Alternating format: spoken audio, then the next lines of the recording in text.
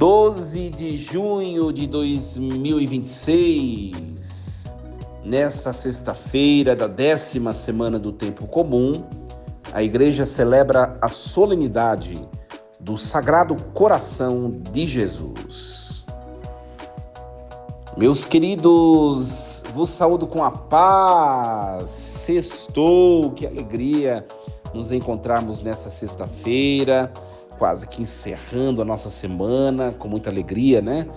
Bênçãos de Deus. E hoje nós nos alegramos muito porque nós celebramos o Sagrado Coração de Jesus, né? Você deve estar se perguntando, mas o Sagrado Coração de Jesus não é celebrado toda primeira sexta-feira de cada mês? Sim, mas existe uma data no ano que é celebrada de maneira muito solene e é hoje.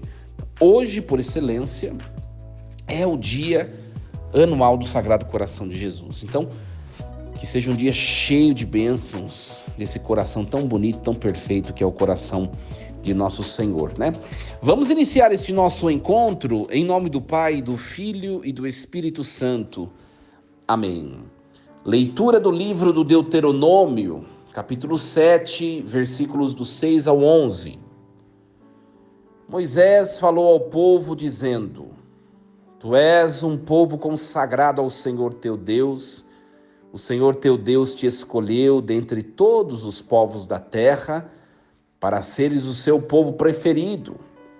O Senhor se afeiçoou a vós e vos escolheu, não por serdes mais numerosos que os outros povos.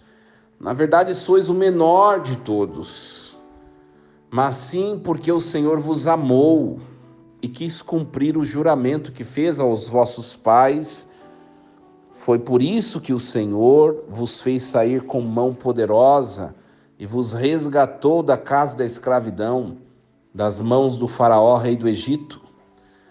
Saberás, pois, que o Senhor teu Deus é o único Deus, um Deus fiel, que guarda a aliança e a misericórdia até 1000 gerações, para aqueles que o amam e observam seus mandamentos. Mas castiga diretamente aquele que o odeia, fazendo-o perecer, e não o deixa esperar, mas dá-lhe imediatamente o castigo merecido. Guarda, pois, os mandamentos, as leis e os decretos que hoje te prescrevo, pondo-os em prática. Palavra do Senhor. Graças a Deus. Muito bem, meus queridos. Nesta semana nós acompanhávamos o primeiro livro dos Reis, não é? Só que quando tem algumas datas especiais, a igreja tem textos próprios. Ontem aconteceu isso e hoje novamente. Por isso que hoje nós acompanhamos o livro do Deuteronômio, que diz respeito à solenidade do Sagrado Coração de Jesus, tá?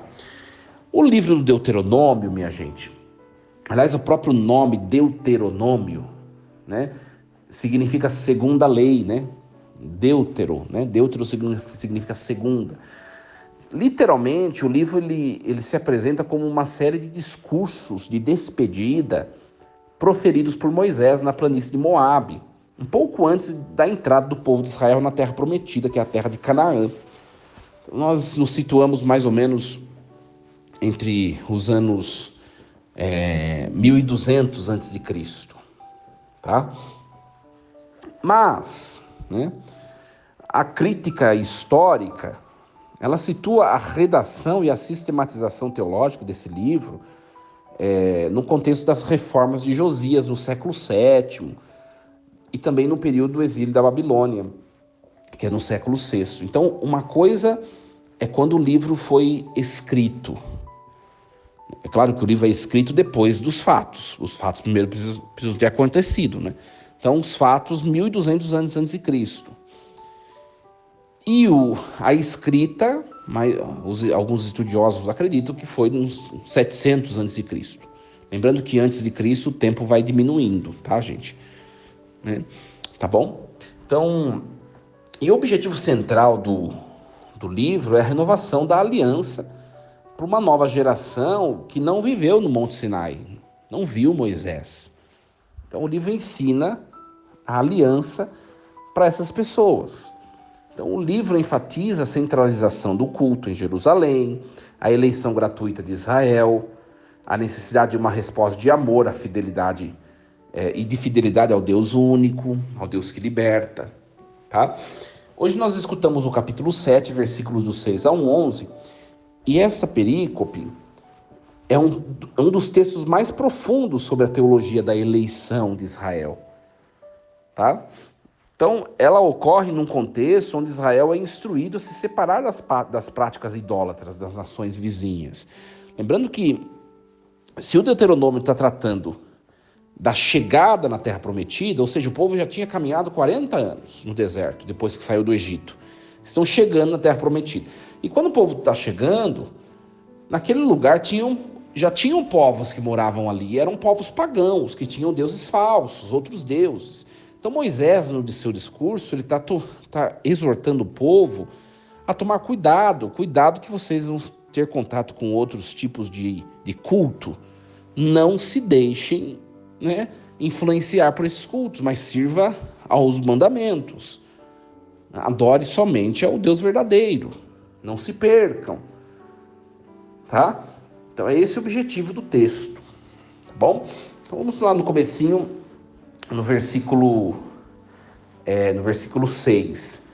Pois tu és um povo consagrado ao Senhor teu Deus, o Senhor teu Deus te escolheu para que sejas o seu povo próprio entre todos os povos que existem sobre a terra. Então, o termo consagrado aqui, que também pode ser substituído por santificado, a palavra sagrar, kadosh, indica uma separação para uso exclusivo de Deus. Então Deus, não é que Deus não ama os outros seres humanos, é que Deus separou um povo para fazer uma história de amor com esse povo e a partir desse povo ser conhecido por todos os outros. Essa é a pedagogia divina. Tá? Então, a eleição não é um privilégio egoísta, mas é uma missão, ou seja, esse povo vai ser amado por Deus e vai amá-lo. Mas esse povo isso não vai acontecer e parar por aí. Esse povo precisa espalhar isso para os outros povos. Tá? Então essa passagem nos recorda a dignidade do nosso batismo, Agora aplicando na nossa vida cristã, nós fomos escolhidos por Deus, gente, para sermos de Deus, não na nossa casa somente.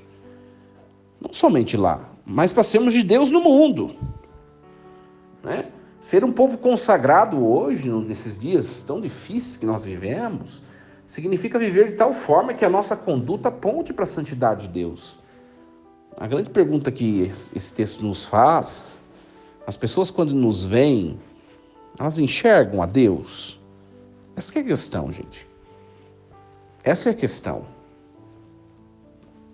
Se o Senhor se afeiçoou a vós, versículo 7, e vos escolheu, não foi por serdes mais numerosos que os outros povos, pois sois o menor de todos, mas foi por amor a vós. É forte isso, gente. Então o autor sagrado, ele desconstrói qualquer orgulho nacionalista de Israel. Israel é o menor de todos os povos. Então a motivação de Deus é puramente e unicamente o seu amor por esse povo. A sua fidelidade à promessa que ele tinha feito aos patriarcas, Abraão, Isaque, Jacó. Então a libertação do Egito é a prova histórica desse amor, Muitas vezes, gente, preste bem atenção, nós caímos na tentação de acharmos que Deus ele nos ama porque nós somos bons, ou porque nós somos capazes, ou porque temos virtudes. Esse texto nos ensina a humildade teológica. Deus ele nos ama porque ele nos ama. Basta. Ele é amor. Ele não nos ama por causa dos nossos méritos. Então, em momentos de fragilidade ou de sensação de insignificância, nós devemos lembrar que o olhar de Deus ele se pousa justamente sobre o que é pequeno. Gente, se Deus amasse o que é perfeito, eu seria o primeiro a não estar aqui falando com vocês. E você que está me escutando, com certeza também nem estaria no limiar da presença de Deus. Nenhum de nós é digno, gente. Nenhum de nós tem grandes atributos ou virtudes que nos tornam tão dignos de Deus. Não é? E aí o texto do versículo 9 vai dizer assim: reconhece, pois, que o Senhor teu Deus é o único Deus, o Deus fiel, que mantém a sua aliança e a sua misericórdia até 1000 gerações, para com aqueles que o amam e observam seus mandamentos. Então, é um Deus fiel, a sua misericórdia é abundante. No entanto, aqui a aliança ela é bilateral, né, gente? A fidelidade de Deus, ele espera pela obediência do povo. Olha o finalzinho. Guarda, pois, os mandamentos e as leis e os decretos que hoje eu te prescrevo, para que os ponhas em prática. É forte isso, né? Então, olha só, o hoje do versículo 11 torna a lei sempre atual e urgente. Então, gente, a fé não é um sentimento, somente um sentimento, mas é um reconhecimento que se traduz em prática, né? A fidelidade de Deus nos dá segurança, mas não nos isenta da responsabilidade. E hoje o que mais nós temos na igreja, gente, é gente que quer viver uma fé de sentimentalismo, que não se compromete com a igreja, muito menos com Deus. Eu vou na igreja, eu quero me sentir bem. Eu vou na igreja, eu quero me conectar, né? Eu escutei essa frase esses dias, né? Me conectar com o sagrado. Tá, e o que você está fazendo para demonstrar o seu amor por esse sagrado? Ou será que esse sagrado não está sendo somente uma utilidade para você? Gente, amor de utilidade não é amor, né? Eu amo a Deus enquanto Deus me serve. Eu amo a Deus enquanto eu sinto um friozinho na barriga. Eu amo a igreja enquanto eu gosto quando me faz bem, eu me sinto bem, me sinto feliz. Isso não é amor de verdade. Isso é amor interesseiro. Deus, ele quer ser amado por aquilo que ele é, gente. Aliás, nós somos assim. Ou você gosta de ser buscado pelas pessoas só porque quando as pessoas têm interesse em algo que você pode oferecer? Sejamos francos. E tem gente que faz isso com Deus e com a igreja. Tem, gente, tem. Não é? Interessante isso. Então Deus tem esse caráter de fidelidade e Ele quer também que nós o tenhamos. Isso que é interessante no texto. Não é? Olha, o importante de tudo, gente, né, viver a aliança é colocar em prática os decretos do Evangelho. Cada ato de obediência é uma resposta ao amor de Deus. Aí você pode estar se perguntando, mas padre, eu consigo em muitas coisas, eu já amadureci em muitas coisas, mas tem coisas que ainda eu não consigo. O que fazer? É aquilo que eu refletia na homilia do último domingo. Se você não escutou, não assistiu à homilia, está nas minhas redes sociais. Será que nós estamos na igreja porque já estamos dignos e aí nós podemos estar na igreja e nos utilizar dos sacramentos? Ou será que nós estamos na igreja porque nós precisamos nos dignificar mais para estar em Deus? Na homilia do último domingo eu respondo essa questão. Então, o segredo, gente, é permanecer em Deus, não se distanciar, não se separar de Deus. Nós nunca teremos dignidade suficiente por conta própria. A gente precisa entender isso. Aliás, é por isso que Deus se fez ser humano, Jesus Cristo. E agora nós convergimos esse texto para a solenidade que nós celebramos hoje, em comunhão com a igreja. Celebrar o Sagrado Coração de Jesus é celebrar que Deus, o Pai, ele se sensibilizou com a nossa incapacidade de cumprir a lei. Ele se sensibilizou tanto que ele falou assim: eu criei toda a obra da criação e criei o ser humano. Só que se eu não me achegar perto do ser humano nunca vai estar comigo, porque o ser humano é muito pequeno. Então o pai, ele teve uma ideia: já sei o que eu vou fazer. Já sei o que eu vou fazer. Eu vou permitir que o meu filho se torne um ser humano. Aí a humanidade vai poder tocar a minha realidade. Olha que bonito, gente. Quando nós celebramos o Sagrado Coração de Jesus, nós celebramos um Deus que se fez ser humano, que assumiu para si um coração humano e que amou o Pai de um jeitinho humano. Antes de nascer no ventre da Virgem Maria, o Filho de Deus amava o Pai de modo divino e eterno nos céus. Agora que ele se tornou ser humano, ele continua a amar o Pai, mas agora de forma humana. Ou seja, quando nós tocamos o coração de Jesus, nós tocamos um amor que agora chega até o coração do Pai. Ou seja, o nosso amor agora pode chegar ao coração do Pai. Não porque nós somos bons, mas porque agora nós temos esse veículo que é o coração divino humano de Jesus Cristo. Então, quando nós entramos, eu sempre digo que Jesus, ele é um grande automóvel. Quando nós entramos no coração de Jesus, esse automóvel engata a primeira e ele nos leva ao coração do Pai. Por isso, se existem situações na sua vida que precisam tocar a realidade de Deus, entregue essa situação no coração de Jesus nessa sexta-feira. Se existem pessoas que você ama que estão distantes de Deus, se existem algumas situações que estão totalmente distantes de Deus, se existem ambientes onde você convive que você não percebe a presença de Deus, coloca tudo isso no coração de Jesus hoje, que Ele vai levar para o Pai. É linda essa solenidade que nós celebramos, gente. Por que a igreja coloca um texto na primeira leitura, que é esse texto que nós lemos, que fala de cumprir a lei e de amar? Vocês precisam me amar como eu amo. O Deus do Antigo Testamento falava isso. Só que aí, o que acontece? O ser humano não consegue. Por isso que a gente não pode... A gente tem que começar no Antigo Testamento. Porque ninguém começa uma história somente pelo fim. Mas ninguém começa uma história e para no começo até a metade só. A gente começa no Antigo Testamento, que é essa exigência de Deus: vocês precisam cumprir os mandamentos, vocês precisam me amar como eu amo vocês. Só que depois, ao desenrolar da história, nós vamos ver no Antigo Testamento que o ser humano nunca conseguiu. Por isso que Deus se fez homem.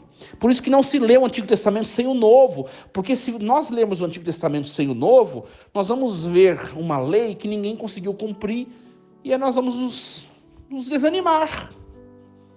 Agora, quando eu vejo Jesus, um Novo Testamento, e junto de Jesus, a igreja, aí eu digo assim: nossa, com Jesus a gente consegue. Com Jesus a gente consegue chegar ao Pai. Gente, é fantástico isso. A gente reflete esse mistério. Nossa Senhora, a gente entra... Vocês não sabem como meu coração fica cheio, né, de vibração. Não sei nem expressar o sentimento quando eu estou gravando esse programa junto com vocês aqui. Vocês nem imaginam. É muito bonito isso, gente. Muito bonito. Hoje, coloque sua vida, sua história no coração de Jesus. Sozinho a gente não consegue, gente. Eu digo a vocês, na minha experiência sacerdotal, sozinho eu não consigo viver o sacerdócio. Eu não consigo. Não é fácil, gente. E você, na sua vida, na sua experiência, na sua família, no seu trabalho, não sei o que você faz na vida, mas você também. Pare de caminhar sozinho. Deixa Jesus ser sua companhia, né? Entre dentro do coração de Jesus e permaneça lá. Que hoje, nessa solenidade, o coração de Jesus seja o nosso refúgio, o nosso acalento. Eu vou até ousar dizer essa expressão, né? Oxalá que não soe desrespeitosa, mas que o coração de Jesus nesse dia tão especial para nós seja o nosso travesseiro, no qual nós repousamos e descansamos.